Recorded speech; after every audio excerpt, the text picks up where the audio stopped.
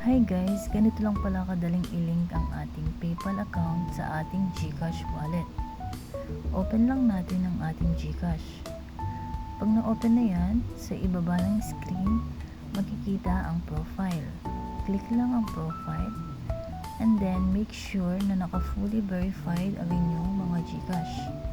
Click My Link Accounts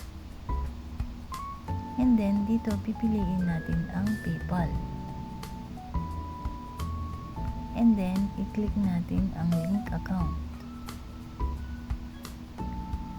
Dito guys, kailangan natin ng email and password ng ating PayPal dahil i-login natin siya dito. Lagay lang ang password and then kinorek ko lang yung email ko. And then after that, click login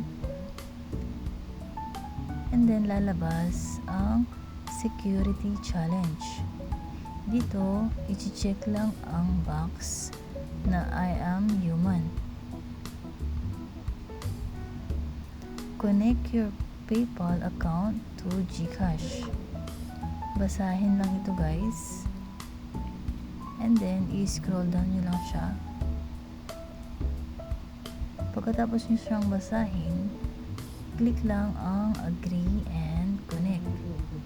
And then may magme-message na PayPal account linking complete.